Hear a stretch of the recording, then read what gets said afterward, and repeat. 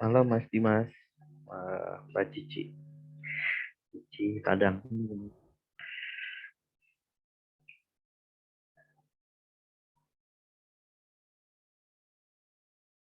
Ya Pak,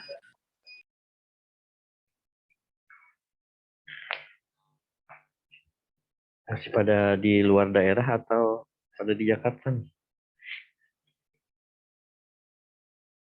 Jakarta, Pak. Jakarta Pak, masih di Jakarta. Udah unggahan, udah mau puasa. Iya Pak, di sini unggahannya di Jakarta. Unggahan di Jakarta juga. Kali yang banyak yang kos atau apa.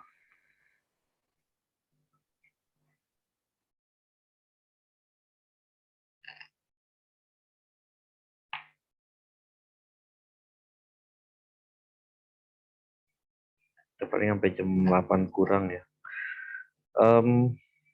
Untuk nama kelompok udah sama link yang kemarin udah pada setoran.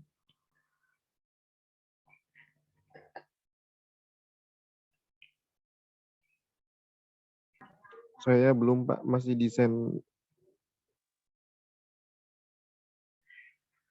Saya juga belum dapat update terbaru sih memang. Itu tanggal 30 apa. Paling telat atau masih ada waktu lagi. Tapi sejauh ini sih udah tanggal 25. Belum ada tambahan informasi.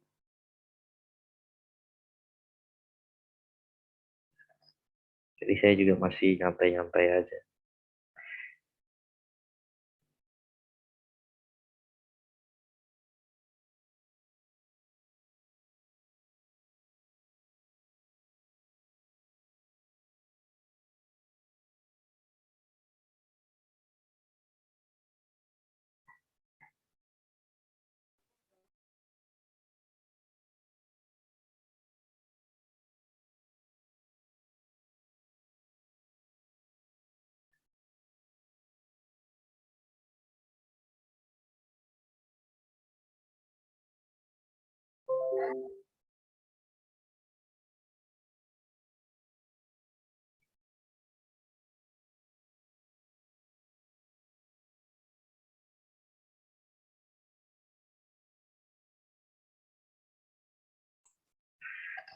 Oke, kita mulai aja. Bismillahirrahmanirrahim. Assalamualaikum warahmatullahi wabarakatuh. Selamat malam. Waalaikumsalam warahmatullahi wabarakatuh. Kita ketemu lagi. Ya, salam. Kita ketemu lagi di pertemuan 2 yang membahas tentang pengumpulan, pengolahan, dan analisis data seperti yang disampaikan di pertemuan sebelumnya. Kita coba Zoom satu sesi aja paling sampai jam 8 kurang nih, setengah jam ke depan. Dan materi kita memang seluruh materi tentang bagaimana pengolahan untuk menjadi sebuah makalah ya. Makalah itu ya bisa jadi nanti bentuk skripsi, bentuk ya makalah itu sendiri atau tugas akhir dan sebagainya. Dan kebetulan model itu kita pakai di teknik penulisan karya ilmiah ini dengan program kreativitas mahasiswa. Target yang kemarin sudah terpenuhi di pertemuan 1, teman-teman sudah diinfo untuk buat kelompok 40 orang di sini. 40 orang berarti 8 kelompok ya, karena satu kelompok maksimal 5 orang, jadi ada 8 kelompok, banyak juga. Kemudian sudah menentukan kira-kira mau ngambil apa, judulnya, nama kelompoknya juga di-share. Kemudian update yang terakhir yang saya terima sesuai link yang kemarin, kalau bisa sudah mulai upload judul dan nama kelompoknya di form isian Google Drive, Google Doc. Dan pastikan kembali absensi, jangan ada yang tertinggal di tiap pertemuan. Kalau ada temannya yang belum absen, ya disuruh absen. Dan pertemuan 1 udah kemarin soal tugasnya dikerjakan, diupdate jawabannya di MyBase. Kemudian yang pertemuan 2 juga sudah saya posting. Silahkan dikerjakan lagi, jangan sampai ketinggalan. Dan kita bisa masuk materi pertemuan 2, pengumpulan, pengolahan, dan analisis data. Yang belum absensi juga silakan absensi. Tadi maaf, saya juga agak ada ngobrol tadi, jadi ada 15 menit terskip. Harusnya 19.31 udah bisa open untuk absensi. Takutnya ntar kalau saya belum buka ada yang mau absen, dia jadi ikut terskip.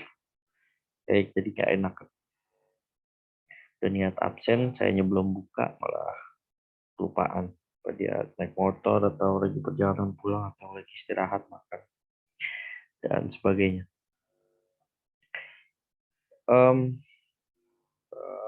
Di nanti pertemuan 3, 4, 5, dan 6 sama, nanti saya juga akan konfirmasi kalian mau menyampaikan materi atau fokus terhadap PPKM yang dicapai. Nah, nanti saya juga woro-woro nih, saya takutnya di atas tanggal 30 kita skip gitu, kelupaan untuk bisa upload judul sama data kelompoknya. Tapi ya dipersiapkan aja. Pertemuan 2, pengumpulan, pengolahan, dan analisis data. Untuk dasar pengolahan data yang kita lakukan dengan metode pengumpulan data itu adalah sebuah prosedur yang sistematik dan standar untuk memperoleh data yang diperlukan.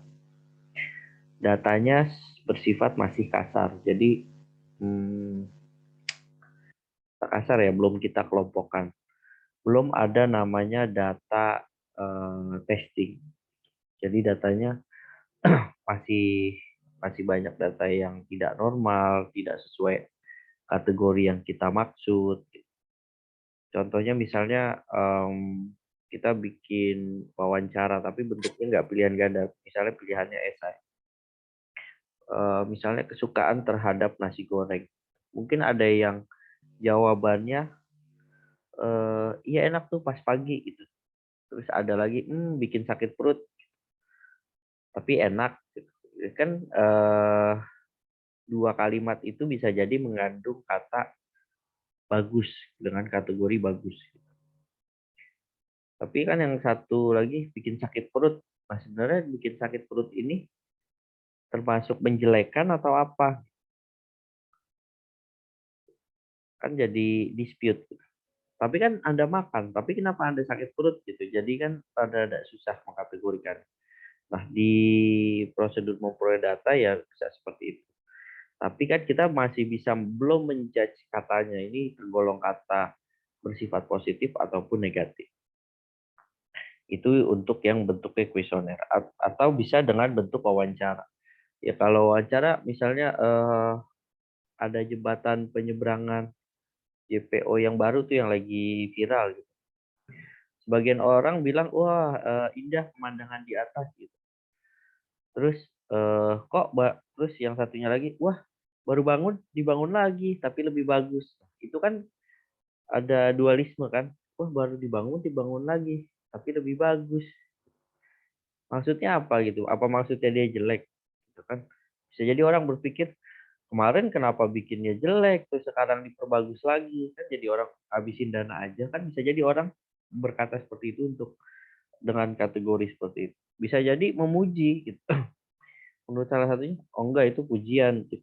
Jadi kan bisa jadi dualisme kata. Ya sama kadang mungkin kalau kayak kita WA ya, WA orang kadang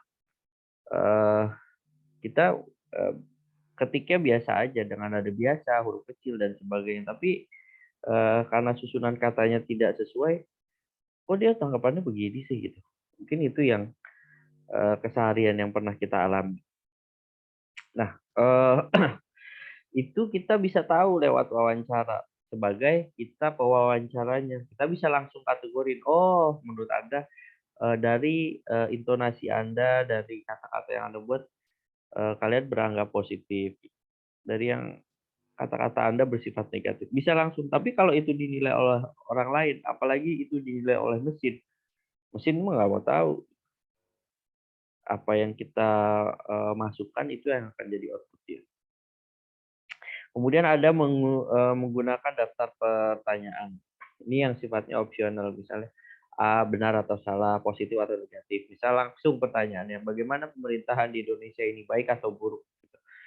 Bagus atau tidak? Nah, itu yang sifatnya langsung. Terus itu datanya dikumpulkan. Sayangnya untuk mungkin untuk umum ya, untuk umum yang bersifat kualitatif, mungkin data 30 itu sudah bisa dijadikan referensi karena skupnya mungkin kelas atau warga RT, mungkin dari 1 RT bisa 40 kakak atau 60 kakak, itu masih masuk akal. Tapi kalau misalnya yang diobservasi adalah besar atau bernilai besar, misalnya bagaimana peluang pekerjaan di Indonesia gitu. Nah, kalian cuma nyari responden dari 30 orang. Sedangkan kalian tahu sendiri di Indonesia itu ada 250 juta jiwa gitu. Andai itu dibagi 4, anggaplah satu rata-rata, kita kan mengacunya program KB ya. Anggaplah anaknya 3 lah gitu. K3 gitu. Suami istri pasangan dengan anak 3. Berarti dibagi 5. Berarti ada di Indonesia itu ada 50 juta jiwa orang yang bekerja. Terus Anda cuma menganalisa 30 orang dan menganggap itu sebuah kesimpulan. Nah, itu hampir tidak related dengan yang terjadi. Bagaimana Anda memproyeksikan Indonesia dengan cuma kuesioner 30 orang. Nah, itu jadi datanya bernilai besar, tapi tidak bisa memprediksikan. Karena pembandingnya itu terlalu banyak, 50 juta banding 30, itu kan gapnya terlalu. Nah, kalau yang saat ini masih diterima ya sekitar 100, 200, atau 300 data itu masih masuk akal lah, karena kan banyak ya, banyak data. Terus kemudian ada studi kepustakaan. Nah, studi kepustakaan ini berarti kita melihat referensi-referensi sebelumnya. Misal kita bisa kutip itu dari jurnal. Jurnal sebelumnya ngomong apa sih? Nah, dari jurnal itu dia targetnya apa gitu. Targetnya dia misalnya jurnalnya tentang bagaimana kondisi pasar, gitu. Pasar basah misalnya, atau modern market juga boleh. Nah, dilihat itu yang serupa modern market apa aja. Nah, dia memberikan hasil apa, kita copy dan kita buat yang lebih baik dari hasil sebelumnya. Itu untuk ngumpulin data. Jadi data kita berdasar. Kenapa nggak sifatnya create baru untuk standar diploma atau sarjana, itu harus mengutip sebelumnya. Kecuali kalau kalian doktor. Doktor pun adalah membuat alternatif. Jadi kalau kalian bayangkan kalau SD itu ya pembelajaran, SMP menggali informasi, SMA mencari relativitas atau kenyataan, cepat sesuai dengan kenyataan. Sarjana kalian sudah mulai implementasi. S2 kalian sudah membuat perbandingan baru. Nah, kalau udah profesor baru creator, kalian menciptakan tatanan baru. Jadi kalau nanti kalian lanjut ketemu profesor, hargailah profesor karena pasti dia hebat. Karena dia bisa menemukan sesuatu untuk kelulusan. Kalau dokter kan masih ada honoris causa gitu kan, kayak Puan Maharani gitu kan. Tapi kan dia bisa membandingkan sebuah teori dan itu given, walau sifatnya given tapi ya syukur. Jadi ya hebat lah. Ya ada apa Mbak Paula? Ada yang mau ditanyakan? Seperti itu kira-kira. Cepat banget waktunya. Pengamatan langsung terhadap kegiatan digunakan media atau direncanakan. Terus berkaitan dengan tujuan, dicatat secara sistematik, dihubungkan dengan proporsi umum. Jadi yang tadi saya bilang, eh, kita ambil dulu nih datanya. Misalnya data apa? Data eh, kotak saran gitu. Ya, ini diambil aja dulu. Data diambil. Lalu ada nggak di kotak saran itu yang memposisikan terhadap sesuatu? Nah, mulai dipilah. Mulai dipilah. Setelah dipilah, kita catat kategorinya. Udah dipilah nih, kita misalnya kotak saran terkait dengan departemen store. Lalu tujuannya untuk apa? Menganalisa untuk bagian food and beverage-nya aja, gitu. Atau dari departemen appliance-nya, silahkan. Nah, yang ada hubungannya diambil, yang nggak ada hubungannya sudah buang saja. Itu data anomali, itu data tidak normal. Atau nanti kalau malah kita gabung akan mempengaruhi data yang lainnya. Jadi jadi bias. Jadi yang kita capai untuk nanti dibuat data testing 7525-nya itu jadi nggak masuk. Nah, wawancara pun sama kategorinya dengan pengamatan langsung. Bedanya dia kita bisa direct langsung dan kita kita bisa langsung menjudge orang ini bisa dimasukin dan dia komentarnya positif. Oh, dia bisa dimasukin nih komentarnya negatif. Karena kan banyak ada juga yang misalnya kayak pameran gitu. Menurut Anda pameran ini bagus atau tidak sih? Sejatinya pameran ini tidak dilaksanakan saat ini. Nah, saya kan nanyanya bagus atau tidak. Kenapa jadi saat ini atau bukan? Gitu. Kan jadi dispute. Tapi bisa-bisa aja. Oh, maksud dia berprasangka buruk berarti negatif. Bisa kalian tentukan seperti itu. Mau kalian masukin, mau kalian buang itu hak. Nah, dengan wawancara ini tentunya tidak lepas dari sistematika atau interview guide-nya, kan? Secara sistematik, tetap secara sistematik dengan panduan yang ada. Kemudian ada daftar pertanyaan yang sifatnya bisa opsional ataupun bisa esai yang diisi sendiri oleh masing-masing responden.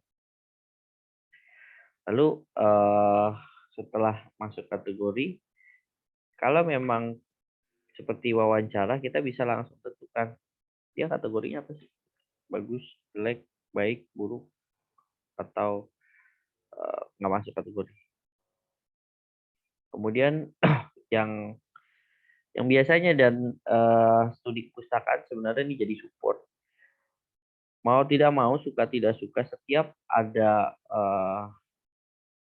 sourcing data, baik dengan pengamatan langsung maupun dengan wawancara maupun dengan daftar pertanyaan, tetap tidak menghilangkan daftar kepustakaan. Karena apa? Karena daftar kepustakaan ini harus kita pastikan tidak ada dualisme di apa yang kita cari. Tidak ada bias di yang kita buktikan, dan teori yang kita masukkan memberikan output yang lebih baik dari sebelumnya. Jadi memang tujuan akhirnya selalu jadi proses yang lebih baik. Kemudian dalam menganalisa data di metode ilmiah, data mentah yang tadi kita kumpulkan yang baik dengan wawancara dan sebagainya, kita klasifikasikan. Kalau tadi kan wawancara bisa tuh, yang korespondensi kita bisa judge langsung. Ya terserah kita gitu. Nanti ada namanya penambangan data, terus timbangan data. Kira-kira komposisinya misalnya 100 orang. Dari kata-katanya bernilai buruk, kebanyakan bernilai buruk, dan koresponden klasifikasinya buruk, lebih banyak buruk. Berarti kan hampir masuk akal. Tapi jangan sampai koresponden data yang masuk sudah buruk, bernilai buruk. Nah, klasifikasinya kita malah bagus. Nah, itu gunanya data testing. Jika memang di testing masih relevan, itu bisa dimasukkan. Tapi kalau misalnya tidak relevan, berarti ada data yang salah. Salah kita menentukan klasifikasinya. Lah kok Pak, kenapa kayak gitu malah direncanakan? Memang kita harus bisa menggolongkan di dalam misalnya yang lagi tren saat ini, apa minyak goreng gitu, misalnya kelangkaan minyak goreng. Ya berdasarkan data dan klasifikasi distribusi dan sebagainya, stok pangan dan sebagainya membuktikan bahwa minyak itu ada. Lalu sampai di jalur distribusi lini paling bawah gitu. Ada. Cuman masalahnya harga. Kenapa bisa dipotong melonjak tinggi gitu. Nah, itu kan berarti ada data mentah yang sesuai, terus kita klasifikasikan sesuai, tapi ada data yang salah. Nah, yang anomali ini yang harus dibuang. Saya tidak menyarankan untuk ya kalau kayak gitu ya percuma dong kita cari data. Saya bukannya tidak menyarankan, tapi daripada kita akan memberikan hasil yang jauh lebih bias, mending kalau misalnya sudah ragu buang aja datanya. Karena tahapan cleansing data juga harus memastikan klasifikasi data tersebut bagus. Dan itu jadi berguna dalam kita menganalisa sebuah data. Nah, habis dipilah ya tadi di testing. Di testing bisa dengan datanya cukup jelas dan konsisten. Misalnya dasar kau apa ya jelek gitu misal. Itu kan udah kategorinya misalnya negatif gitu. Ya jangan coba-coba udah mengungkapkan kata jelek dikasih positif. Jadi dia kalau itu berarti dia tidak jelas dan tidak konsisten atau bias.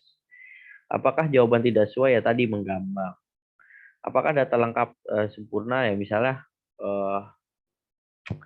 kalau dia misalnya datanya esai ya lengkap yang dimaksud lengkap misalnya dia kategori katanya adalah sebuah pertanyaan atau sebuah umpatan atau sebuah pujian atau menyindir suatu hal. Nah, itu bagian dari kita dalam menilai data. Lalu yang biasa dilakukan dan sesuai dengan kategori mata kuliah kita biasanya pengkodean data ya positif misalnya bernilai 1, negatif bernilai 2. Jadi saat event data tersebut adalah kualitatif, kita terjemahkan lagi menjadi kuantitatif. Bisa bernilai 0 atau bisa bernilai 1 atau 1 dengan bernilai 2 gitu. Bisa kita kategorikan. Lalu bisa juga itu dibuat sebuah bahasa pemrograman, misalnya dengan Python gitu dan sebagainya. Jika dia benar, if then gitu, sama ya terus ke bawah dibuat klasifikasinya. Apakah ya, tidak atau tidak tahu. Tapi saya secara pribadi belum pernah mencoba yang 3 variabel. Saya lebih kepada 1, 0 aja. Ya atau tidak gitu. Jadi jelas gitu. Saya juga nggak mau nanti di dalam kesimpulannya jadi bias. Lebih baik karena yang biasa saya gunakan adalah pohon keputusan misal. Pohon keputusannya ya atau tidak. Jadi nanti dibuat life cycle-nya jelas gitu. Saat dia ya, dia akan lanjut. Jika tidak, dia stop. Atau langsung kembali ke poin 1. Itu aja terus diperiksa. Itu bisa. Kemudian dibuat tabulasi. Tabulasi saya biasanya dibuat menggunakan Excel. Input tabel, jadi bukan foto dari Excel. Tapi secara perhitungan tetap saya lakukan di Excel. Jadi hitung dulu di Excel, model dan sebagainya. Tabulasi baru di copy. Kopinya tapi bukan gambar. Nah, pasti ditolak. Kemudian ada penyederhanaan data dan dalam bentuk yang lebih mudah. Nah, tadi namanya positif negatif itu untuk arti yang lebih rendah karena bisa positif negatif kan misalnya positif 1, negatif 0. Itu adalah untuk menganalisa. Kemudian ada penafsiran, interpretasi adalah penjelasan terperinci dari materi yang dipaparkan. Nah, ini biasanya mulai dari metodologi penelitian, permasalahan, kesimpulan dan saran. Nah, itu kita sudah mulai kebayang ini arahnya judge-nya kemana. Dan pastikan terkoneksi gitu. Jadi misalnya kita buat pendahuluan ruang lingkup, gitu. Kita pakai metode penelitian. Nah, di dalam metode penelitian sudah hampir menjawab apa maksud dan tujuan penulisan ini. Karena kan dimaksudnya sudah memberikan tanda tanya apa yang mau saya cari. Nah, dengan metode apa menghasilkan apa. Nah, itu harus terjawab dan biasanya itu ada di dalam jurnal. Di dalam abstrak jurnal biasanya sudah terjawab. Kalian mau ngambil apa, terus metodenya seperti apa, penyelesaian, kesimpulan, dan saran seperti apa. Lalu ada analisa deskriptif. Analisa deskriptif bisa dalam beberapa bagian, khususnya di dalam kualitatif. Kalau misalnya kualitatif ini yang bukan saya tidak kuasai ya, apa bahasanya? Karena deskriptif itu di logika dan algoritma, ini kuasa saya. Misal dicontoh di logika dan algoritma, boleh kualitatif, tapi dasarnya Anda ngambil apa? Anda condong kemana? Condong ke iya atau ya tidak gitu. Misalnya, maukah Anda berteman dengan saya?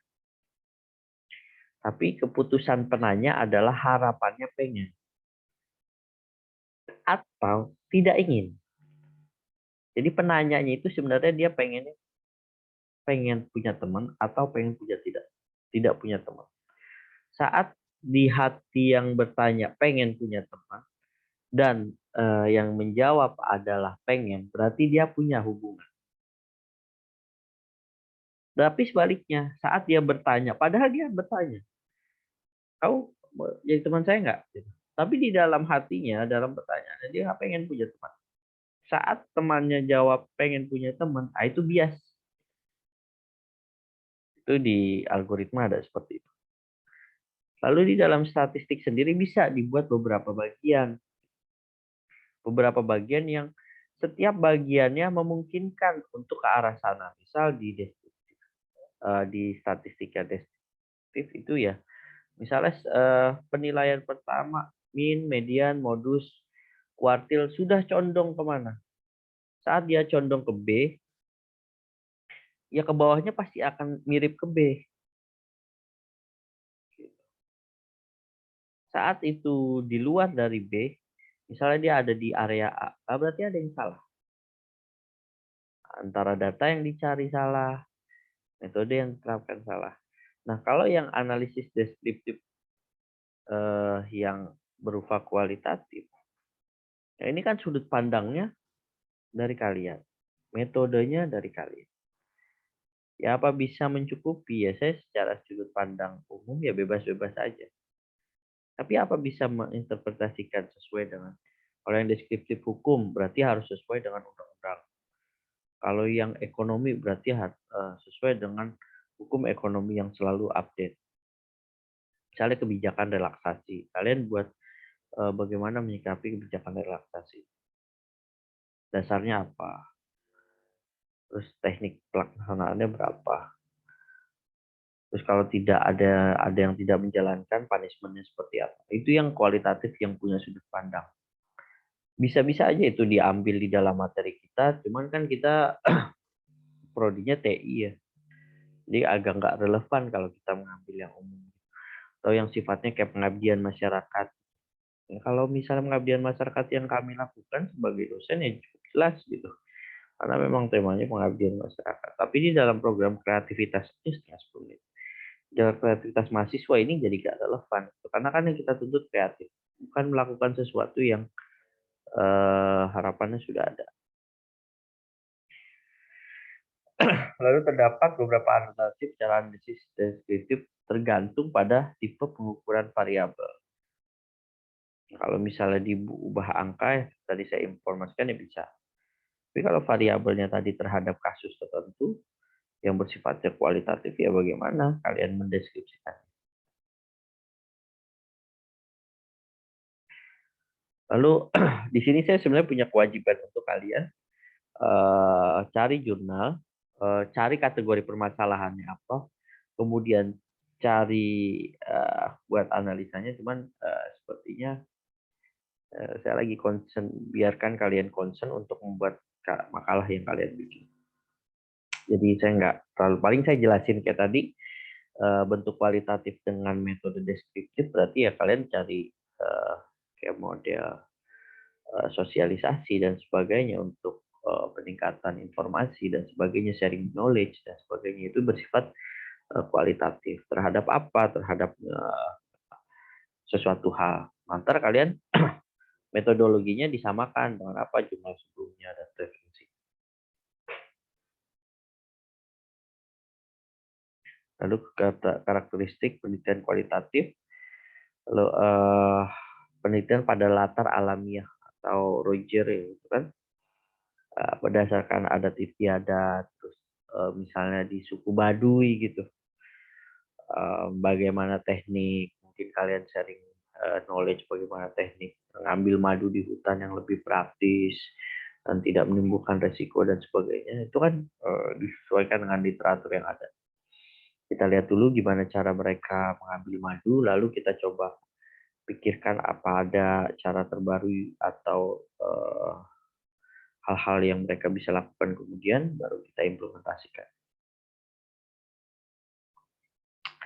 Technically kualitatif lebih mementingkan proses daripada hasil. Kenapa? Karena dia banyak kutipannya. Jadi yang dimasukkan itu menurut X, menurut pandangan sebelum.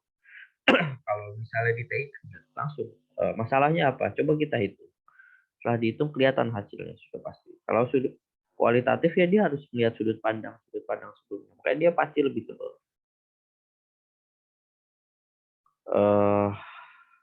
Untuk analisis datanya, baca seluruh data ya, kita lihat seluruh pembanding. Lalu kita kategorikan. Kalian kumpulin dulu, kayaknya ini akan mendeskripsikan hal ini dan sebagainya. Nah, ini sifat etnografi, Roger, atau adat istiadat, atau dari perilaku sebelumnya. Misal sepeda kali ya. Dulu zamannya sepeda, terus ada sepeda motor, ada mobil. Nah, itu etnografi. Lalu ada grounded theory atau ungkapan berdasarkan hal-hal sebelumnya. Kalau studi kasus ya berdasarkan hal yang terjadi, terus tindakan perbaikan. Ground theory juga bisa bersifat preventif. Kalau ini penelitian tindakan, langsung action research, ada masalah langsung selesaikan. Lalu masalah penelitian ini bagaimana siswa memanfaatkan internet sebagai sarana pengembangan ilmu. Ya ini bisa-bisa aja kan sudut pandangnya. Misal di daerah apa masih dikit pengguna laptopnya, rata-rata masih handphone, pun BTS-nya dikit. Ya it's so what gitu. Terus kalian mau lakukan apa? Kalian mau pasang BTS? Ya oke, itu kan salah satu solusi. Terus kalau kalian cuma mau cari tahu memanfaat, di sini rekomendasi nih Pak, banyak penggunanya. Itu kan sebenarnya udah bisa ditarik lewat pemancar. Saat pemancar dengan kuota besar tapi penggunanya dikit, mereka sudah bisa baca. Jadi nggak relevan kalau jadi seperti itu. Kan kita pengen logis ya. Logis, sistematis, terbaru, adaptif. Terus ada lagi paradigma atau praduga. Ya paradigma itu ya biasanya hal-hal umum yang terjadi. Biasanya juga banyak berhubungan sama adat. Misalnya apa mahasiswa. Misalnya kayak orang pregnancy ya. Wajar, boleh sih ngomong pregnancy, hamil gitu. Biar gampang ngelahirin, sering jongkok dan sebagainya. Ya itu kan ya bisa jadi teori itu, cuman ya kan kayak etnografi gitu kan. Lalu apa diterima ya, sebagai diterima karena kan mungkin berhasil di beberapa ini dan sebagainya. Lalu paradigma itu juga biasa kita sebut asumsi. Paradigma misalnya kayak BSI itulah sekolah yang terjangkau gitu. Ya susah mengubah brand image saat orang sudah memiliki asumsi. Dan ini sering terjadi ya. Yang sering terjadi adalah teorinya bahwa ada permasalahan besar. Kayaknya saya pernah ngomong ya, ada permasalahan besar yang luntur gara-gara asumsi hal rendahan tapi dilakukan terus-menerus. Ini yang jadi mengungkapkannya dengan apa ya? Dengan fakta. Lalu alamiah, kualitatif, Riger ya tadi ya. Terus teori pengamatan. Jadi kalau kuantitatif kita urut dulu kejadian sebelumnya apa, baru ambil kesimpulannya kayak gini. Nah kalau di kualitatif di tiap tahap komentarnya seperti apa itu jadi masuk, nggak faktual. Ya saya sih jujur lebih suka kuantitatif jadinya karena memang lebih fakta. Kira-kira seperti itu. Ada yang mau ditanyain? Soalnya udah tinggal 2 menit terakhir. Ada pertanyaan, teman-teman?